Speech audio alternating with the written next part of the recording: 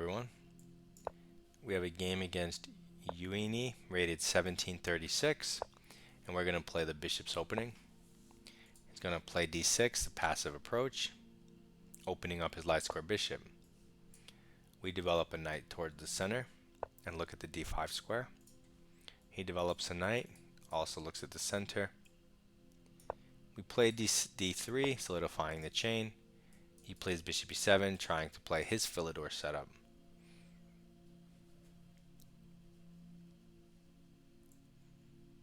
We're going to play f4 and immediately try to break down his center. He goes knight bd7, supporting his knight, supporting the center, developing a piece, temporarily blocking his bishop though. Little odd.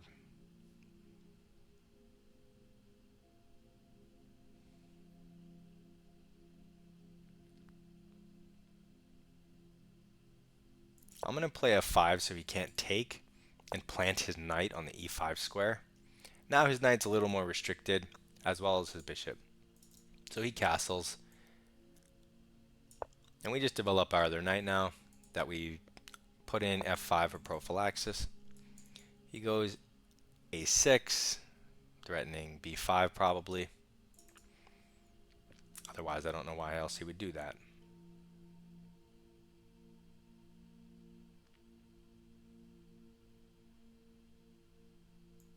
We should castle and get our king to safety. As he plays b5, as mentioned, we'll simply drop back to b3, not a big deal. He plays knight c5, saying, hey, I'm going to win your bishop. We literally don't care. We're just going to proceed with our play. What do we want to do?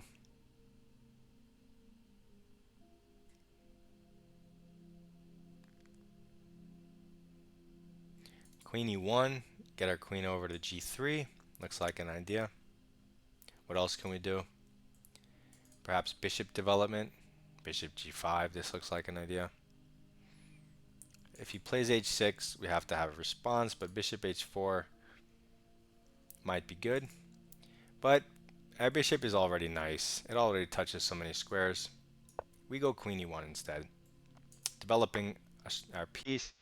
This is a forced move, opening our rook.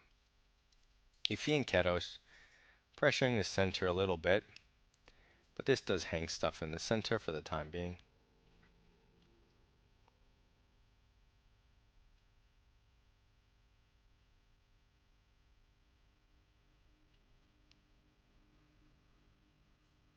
Do we want to continue with our plan?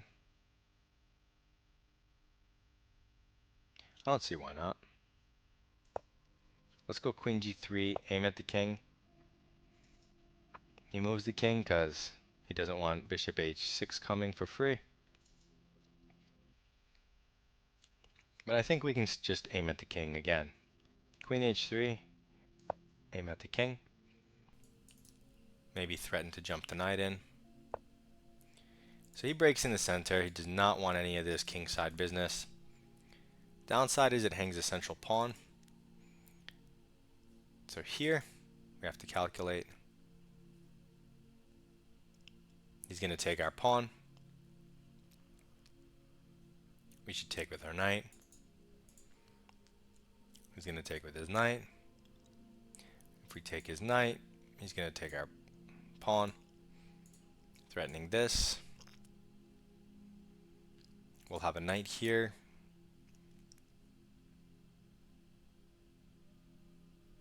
But I'm not convinced that that's... So here, he takes here. Let's not take back. What else do we have? What about bishop g5 there? If he just takes this pawn, what can we do there? If we take his knight, he's just going to recapture with something. Somehow none of this works. So I guess we can maybe start just by taking the pawn so we're not hanging our pawn. And then however he takes back, then we can take the other pawn. It seems like this is the only line that I can calculate that makes sense. I might have messed up in my calculation, but that's going to happen in your games.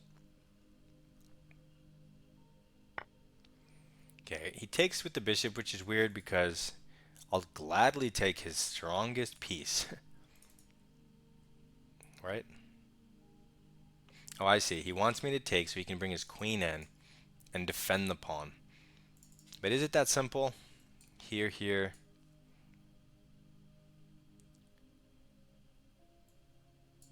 Rook over.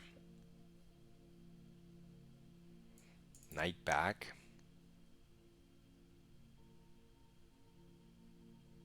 Maybe it is that simple. So maybe we take the pawn and then threaten to take the bishop. If he retreats the bishop, I mean, we're up a central pawn. He doesn't have this check because the bishop's in the way. There's also this defense.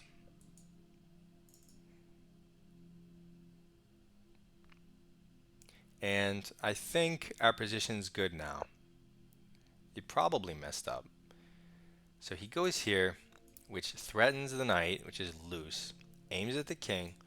The drawback is it blocks the queen's vision, so it can't use the d-file. So what do we want to do with that? Ideally, I would still like to take his bishop. And if he takes our knight, and we take his knight, he just drops the bishop back or defends with the queen. I mean, we'll just be up a pawn there. If we don't take and we just, let's say, develop here, and he drops back, now we can't take. That bishop's super strong. Let's take that bishop. We don't have a light square bishop, and I definitely just don't want it sitting here. Okay, so he takes with the knight. Probably worse than what I was calculating. Check. He has to take.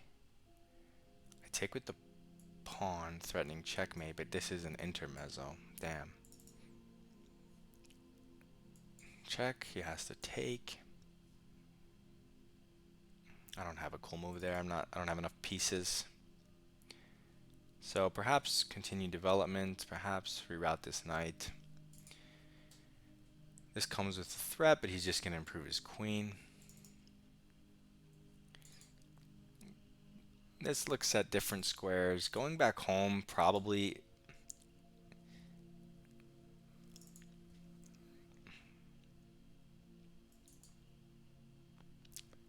d4. I'm going to go here. I'm going to go back home. Just because knight g5 and bishop g5 sometimes are the things I want to do. Knight g5 comes with immediate threats that might force him to weaken his position irreparably, and then we win. So, I don't know. You probably had other moves there, but I'm running out of time, so this looks pretty solid. His rook is always tethered to this weakness he created after playing b5. Careful when you push your pawns. Our f5 pawn is, I mean, maybe one day he can try to win it, but I don't think it's going to be easy. We'll always, if anything, push f6, trying to mess up his pawn structure if possible. Otherwise, I like white's position. We're up a clean pawn. I mean, he has some nice centralized pieces, but okay. So this threatens to win the bishop pair if we move our queen. So we kind of have to take this anyway.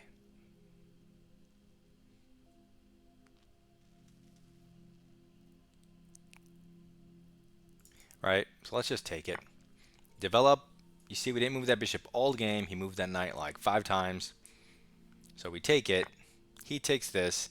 Okay, so we're not going to have dark square control anymore. So let's move our queen. Improve it for free.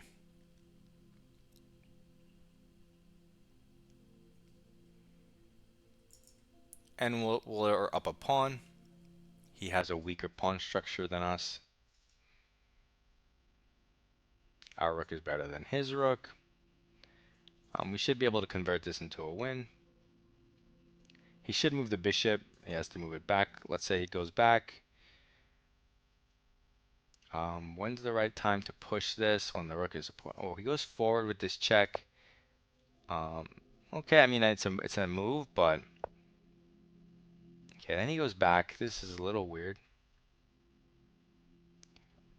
Okay.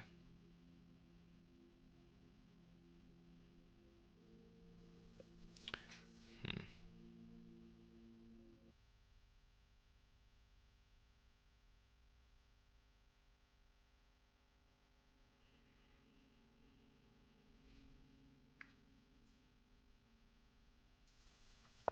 Okay, let's just take the open file. I was wondering if maybe I should try to get my queen to c6. If I could plant a piece here, that might be good. He develops his queen and eyes this pawn. Not entirely convinced by that. If I go here, I'm threatening forks, and then I can support it maybe with a pawn. So let's do that.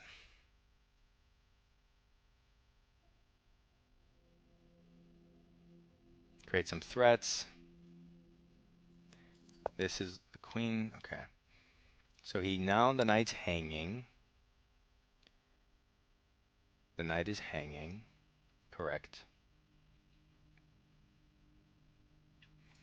We protect it with a pawn, so now he can only ever threaten it with a pawn or a bishop that matter, because we obviously don't care about heavy pieces. We'll just take. Okay, so now we're building up a stronger center, but we're running out of time.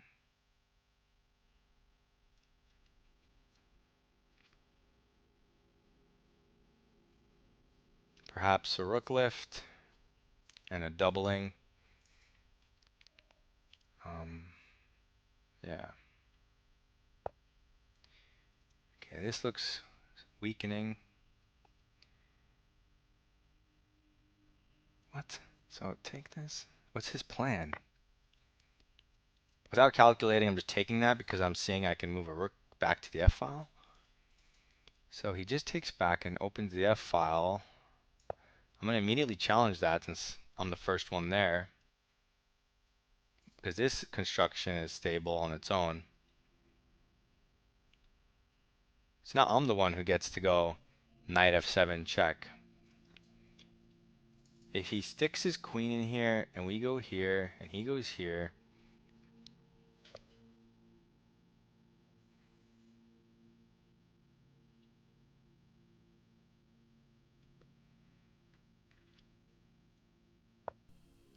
maybe queen d7 there. Okay, so he goes for this queen share, but that blunders a queen, right?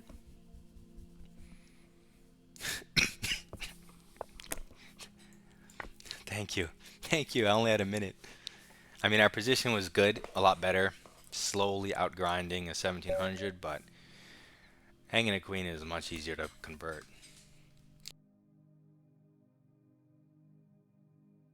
So let's request a computer analysis.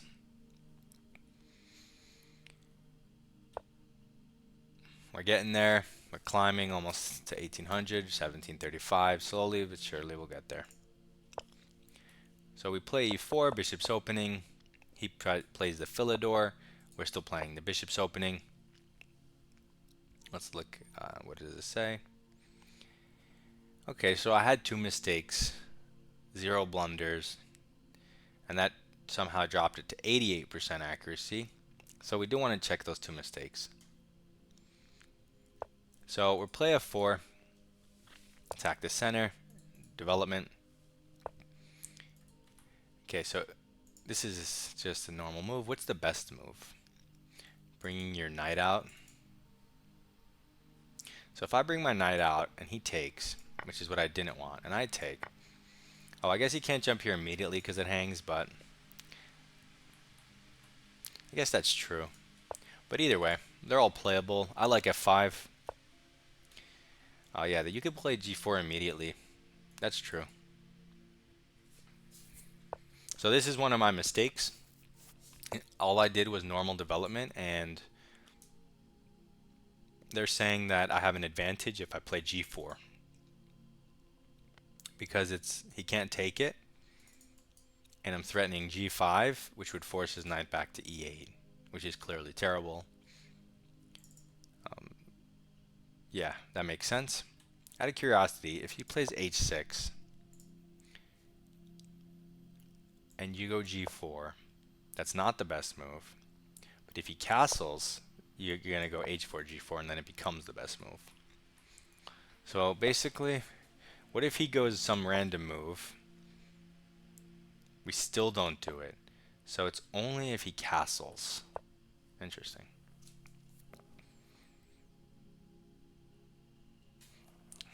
So it's good if he castles into it.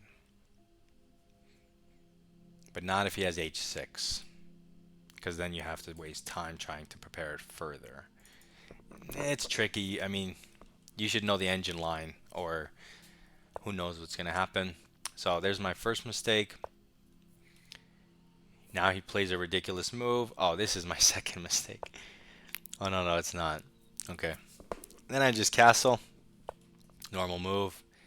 King safety. Development.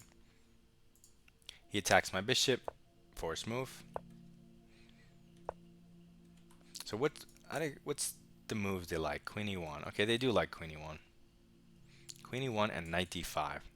You jump your knight and he's probably just going to take stuff, right? This. Oh, wait, no, you would throw in an intermezzo probably. So let's say he takes this one here. Oh, I see. He can't play c6 immediately, so he can't take that bishop. Okay, so that makes sense. Oops, what the hell?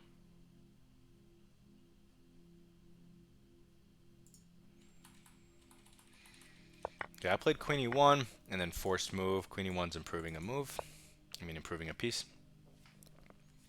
And here, queen g3, developing, aiming at the king. He slides over. I slide over. He plays d5, best move by the engine. And okay, e takes d, which is what we did, is the top move. Good. He takes back, and now we play the best move in the center, taking the pawn. I thought he should retreat his bishop and save it because it's strong, but he doesn't do that. Is this a mistake? No, it's not a mistake. Okay, so we take the bishop to get the bishop pair. And I thought he was going to intermezzo taking our knight. But he didn't do that. He took this knight, which I thought was wrong, and the engine agrees. So we move our knight, forced move. You could also defend it with d4, but you have to respond, so it's forced response. Now he puts his knight here, kind of forcing you to take, so forced move. And now we can either develop a piece or improve a piece. We improve a piece for free. He gives us check, so forced move. And now development and center. Now we improve a piece for free because it comes with threats. And then here's our second mistake. They're saying don't protect the pawn. Don't protect the knight. Counter threaten the rook, so he can't take because that would hang mate. Okay, I didn't even look at that, but yeah, that makes sense. I guess you could go here too then. So you put the queen here so you can make it more active and he can't take the knight. That makes sense. We push the pawn. And he immediately blunders, plus 4.4. So let's say he played the computer best move, trying to undermine the knight. Could we not just do this? He's going to take, we're going to take. Now what's the problem here? He tempos the rook. You're going to move the rook. The knight's still defended. And they're saying this is the only move that doesn't make white completely winning is bishop b4.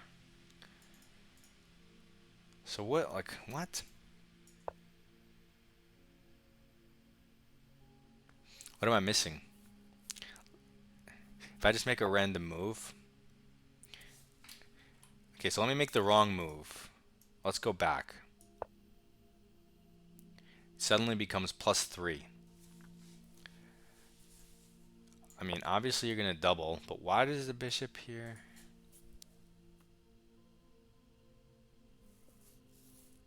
Oh, so you can't double. Because once you double, it's just complete domination and overwhelming, and it has threats. But if his bishop's here, you never double. I mean, it would take you a long time to like try to arrange that. That's still crazy, a difference of +3. I'm not going to say I fully see that. So yeah, that's super weird. So this mistake, I mean, yes, okay, I would definitely like to keep this structure. I didn't even consider this move. Now that they show it to me, I do like it, so I don't have to touch my structure. So I would choose that. But I choose this. Not clear why there's such a huge difference, but okay. He immediately blunders. We take the pawn. He takes, and we take the f-file, and again it's still +3. Wherever he moves the queen, it's toast. This just hangs it, so that was dumb. But even if he goes back here, we're going to throw our rook in here. He goes here, and I was trying to find what the best move was, or if we had a weird tactic in this position. But it seems you just bring in the other rook. How bad is this one? This one's also playable. Okay, so again, interesting mistakes. I don't fully understand them, which is I guess why I made them. I mean, this one G4 I can kind of get. You want to play G5. That makes sense. You just have to be careful they can't break in the center or sack in the center, which I'm never really sure about. The other mistake, it's a bit more vague and abstract to me. Not entirely sure. I do see that you're messing up your structure for no reason, and you could be improving a piece to an awesome diagonal. So I guess I understand those two things. I just don't know where the plus 2.5 difference comes from. That's crazy. Okay, hopefully this shows you some ideas. I don't know exactly what key takeaways that there are in this one, but if you were paying attention, you could have figured that out on your own. Good luck in your chess, and goodbye.